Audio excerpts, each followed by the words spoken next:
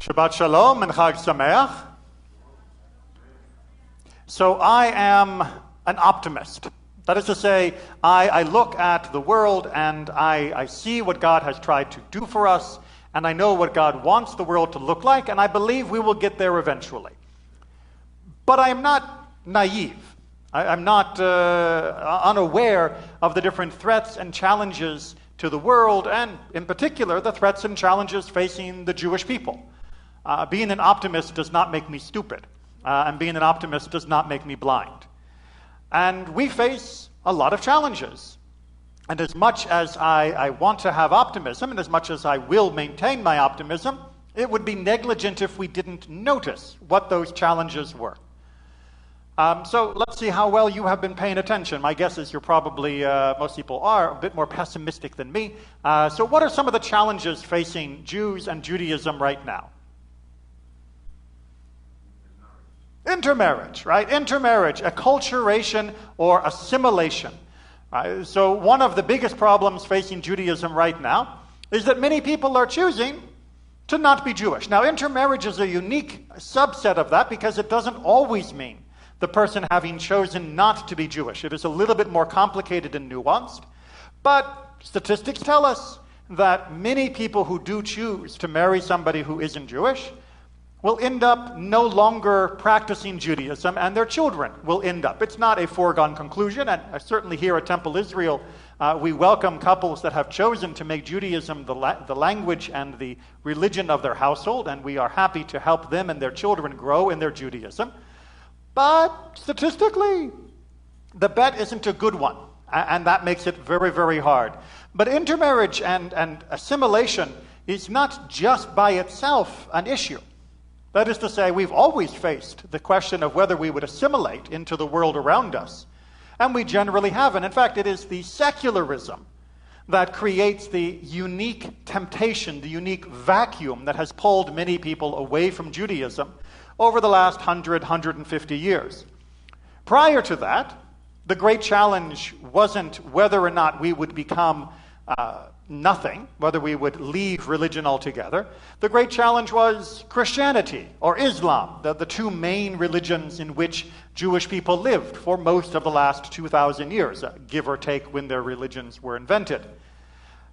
And we weathered those as well for the same reason how we will weather the current challenge of secularism and atheism, of having this non-religious life, which is to say that in the marketplace of ideas, I am willing to always put money that Judaism will be found compelling by enough people to continue it. Now, does that mean we need, that means we still have to be out in the marketplace of ideas. We still have to be making sure people understand the relevancy, the power, and the beauty of Judaism. And in the long term, we will get past that challenge. It's not fun. It is certainly something that is difficult and something that we have much work to be on, but no problem. We can get past this. We know what to do. We have fought other ideas and ways of living for 2,000 plus years, and we're still here. That one we've got. Other challenges. Tribalism. You mean like if you are from the tribe of Levi versus the tribe of the Zebulun?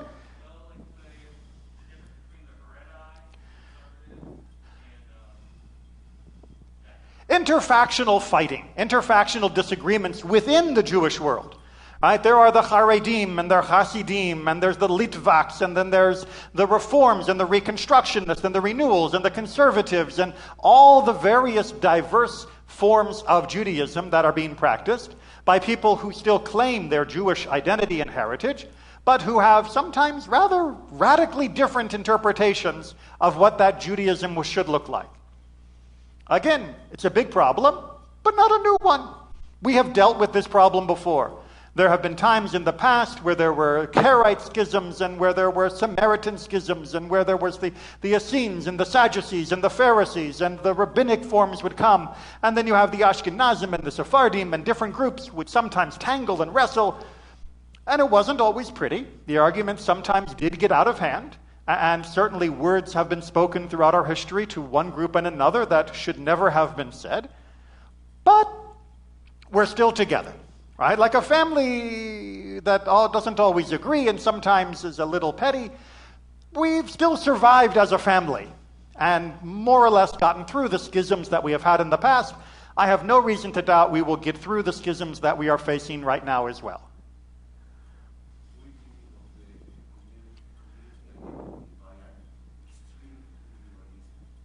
Weakening of community identity by extreme individualism, right? Again, this is something that is a little bit new coming in the modern era, because prior to the rise of the Enlightenment and the rise of democracies and liberal forms of thought, most people considered themselves to be at least equally a member of a community as well as an individual, if not more a member of a community than their individual identity. They had a corporate identity. They were part of a larger whole, whether that be their faith group, whether that be their town, whether that be their kingdom. People thought of themselves as part of something rather than someone who would elect to be associated with something bigger than themselves from time to time. The modern world has seen this affect not only Jewish communities, but every form of community and community allegiance throughout our country and throughout Western Europe and places where similar ideas have taken hold. Now, this is something that is a bit alarming, but I personally believe that in the short term and certainly in the long term, that the needle is beginning to bend back, that people have now explored the depths of radical individualism, and they have found living a life of pure individualistic existence where I am the only measure of what is good and I am the only measure of what I will be doing at this moment. I have no responsibilities to anyone. They have no responsibilities to me. People are finding that lifestyle is a little bit lacking. It sounds good. It looks good. Philosophically, it even seems consistent. But when push comes to shove, we like to be part of something. We like for other people to depend upon us. We like to know we can depend upon them. We like to feel that we are connected to something larger than just me as a tiny speck floating through the universe. And certainly during the COVID epidemic, we have seen people reaching out with greater and greater effort to make sure they still maintain connections that would be very easy to let disappear during all of the other stresses that they are facing. So I believe that we have reached the nadir, the low point on the individualism scale, and we're pulling up from that curve now. And people are going to begin associating more deeply. Now, whether that means all the institutions will look exactly like they looked in 1950, that we have a long-term conversation about what a synagogue will look like in this new era, what a JCC will look like, or what other Jewish institutions will look like. But will people be associating? Will people have these bonding experiences through some form of institutions? Yes, we'll make it. We'll make it. Any other challenges, problems? Anti-Semitism, BDS, white supremacists, neo-Nazis. There are people out there that don't like Jews. I hope I'm not surprising anyone on this. There are people out there that don't like Jews just because we're Jews. And it's not fun. And they are active, and many of them not only use intimidation and vandalism, many of them use direct violence and harassment towards Jewish people and Jewish institutions. Will we get past it? Of course we will. We have gotten past much worse than what we are currently facing in the past. We have built up alliances and understandings with different religious groups and different political institutions to help make sure that not only we but others are protected from this form of discriminatory harassment. We'll get through it. It's not going to be pretty. We still have a long way to go until enough people have rejected the anti-Semitism, racism, and other forms of bigotry of the past, and we and others can live in peace. But we are getting closer and closer and closer. Even as the numbers tick up now with a recent surge of confidence among these people, I believe this is sort of the last guttering of the flame on the candle that will eventually, God willing, soon burn itself out and leave us in a much better place. The real challenge that we have as Jewish people, according to the Torah, according to the holiday of Sukkot, according to the Tanakh, and according to our history, is that we is arrogance. Arrogance. I know it doesn't sound like the kind of lethal disease that could bring down a nation, but it has always been arrogance that has been our Achilles heel. God tells us time and time again throughout the Torah, in particular during Moses' farewell speeches that we find in the book of Devarim that we are reading from at this time, that we are going to get arrogant. Now, arrogant is different than rejecting God. Right? Rejecting God means, God, we don't like you, we don't like your rules, we're going our own way. It's the rebelliousness of a teenager. It's its own problem. We can get through that. No, the present company excluded, of course. But the arrogance to look at the world that we have, to look at the accomplishments that we have made, to look at the successes we have had at overcoming all of the problems that we have faced throughout history, and to say, we did this. By my own hand, I accomplished this. I was the one who was responsible for saving us from anti-Semitism, or we were responsible for saving ourselves from assimilation. We were responsible for overcoming the Holocaust or the other tragedies of our people. It's us, us, us. It's our power. It's our might. It is our accomplishment. Not to take away from the amazing contributions of human beings, but do you honestly think that we could have accomplished all that we have accomplished just by us? We are a tiny, tiny little people. I don't mean the average height of Jewish people.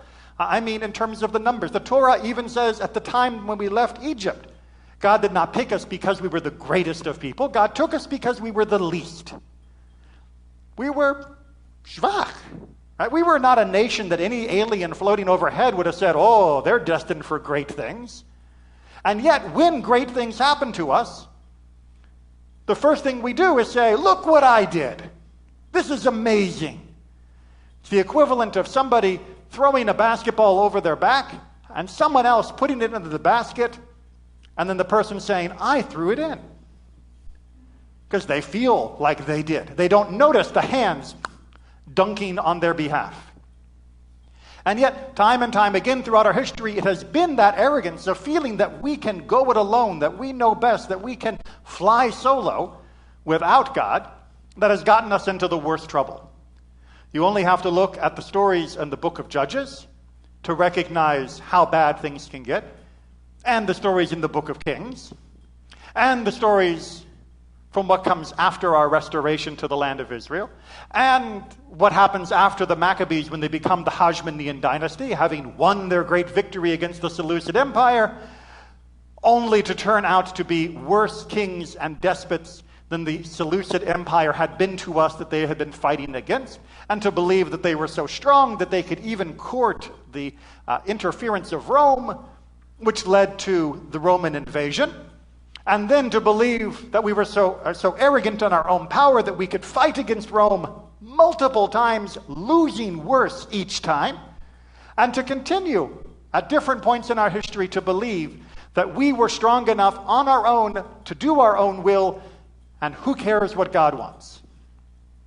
This arrogance has always been our Achilles heels.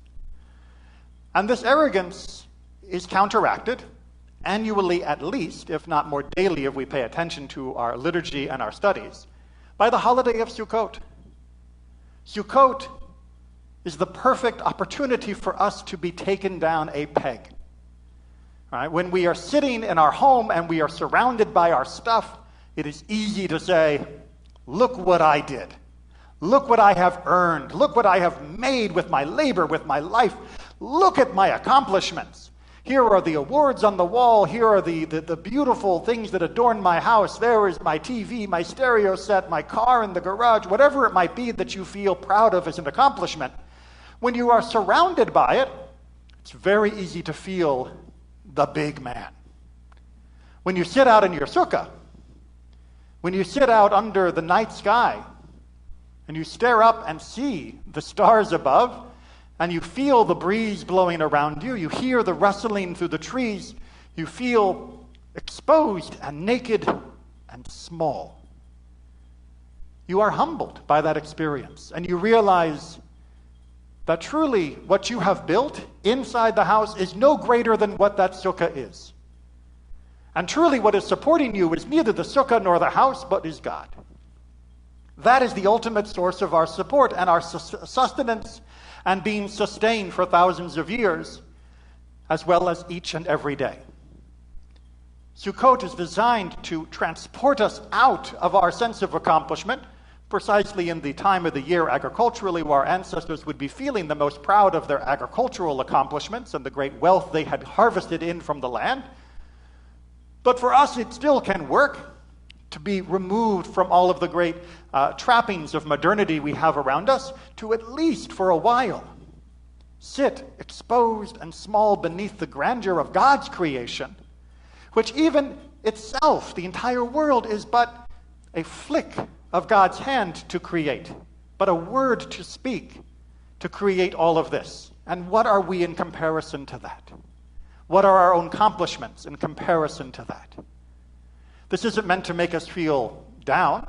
It isn't meant to make us feel weak, but it is meant to make us recognize the source of our life so that we can not only have the proper sense of gratitude, but a proper sense of proportion. Because whenever we realize, or whenever we believe that we are the sole reason for our successes, however great or small they may appear to us, then we move further away from God. And when we do that, when we move further and further from that trunk that supports us, further and further out on that limb, that is when all of the other challenges that we face more easily overtake us. But if we stay close to that trunk, if we stay close to that support, then we find, through both our efforts and God's beautiful support, that we are able to be sustained in challenges that would have felled people of greater stature and greater number. Hopefully we do not have such great challenges in our future, and things continue to improve and be better for us and the world. But if we are humble and if we maintain that connection to God, then even if things are difficult, we will be sustained. Shabbat Shalom and Chag Sameach.